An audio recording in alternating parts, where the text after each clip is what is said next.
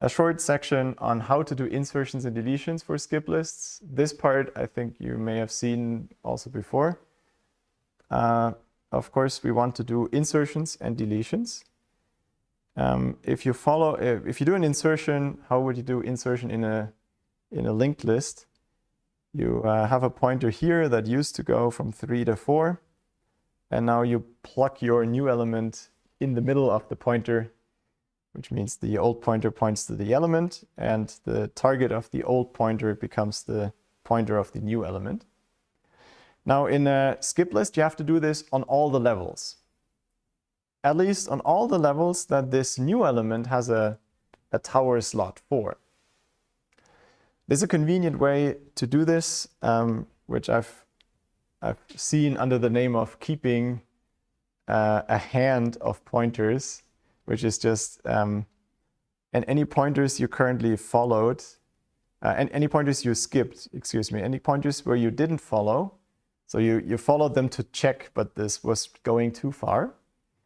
All these pointers, let me say, so this is this, this one, and then the red ones. These were pointers that you checked, but then you didn't go over. These you have to keep in mind. What I mean by that is keep a pointer to the element where they come from. So when you insert this new guy and it turns out that its height is reaching into this pointer, you know where it comes from. And so you can do this insertion into the linked list by bending a few pointers around. Okay. This is the only point where you actually do random coin flips in the data structure. The search there, of course, is deterministic. Just our analysis was pretending to do the coin flips now. Yeah, with the hand, you can do it without a stack. You can just recurse and remember the pointers. The other option, you could do a recursive descent, and on the way back up, bend the pointers around. Both works. That's insert. What's the cost? Well, the cost is essentially the search path. We walk down the green path, we update a few pointers, but the number of red pointers is bounded by the height, which we already know. So the total cost in expectation is logarithmic. Deletion is kind of similar. You do the same in reverse. So you find the element you want to remove. Now it may have had some tower of pointers, which now you need to short circuit. So there's some pointers, and you keep those in your hand that led into this element. And these you have now to update to whatever the deleted element pointed to. And notice it's again, if you search for 3 in the right way, it's the same kind of pointers, the ones that you didn't walk over. I think you would have to modify the comparison for the picture to be the same.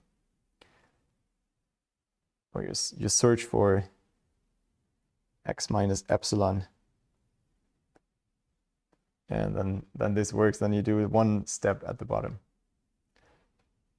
Yeah, that's delete. The cost by the same argument is also bounded by the search path. So it's also logarithmic. Something I'll not do in any detail, but I wanted to mention that it's possible, are the rank-based operations. That's what we do with subtree sizes in binary search trees. There's no subtrees here, so we can't really do that. And if you were to try to keep, say, the global rank of any element in the list, that's not going to be maintainable. What you can maintain is the length of the pointers. So each of the towers has a pointer, and the number of elements this pointer skips over. And this you can maintain. Here's a picture. If you want to see the details, there's this. Let me give a shout out here to this lovely book. It's from Pat Morin, a researcher in Canada, who put out an open textbook which is under a Creative Commons license. So you can mess with it and modify the pictures and all these things. but they were created by him. If you want to see more details or full code for the rank-based operations, they're in the book.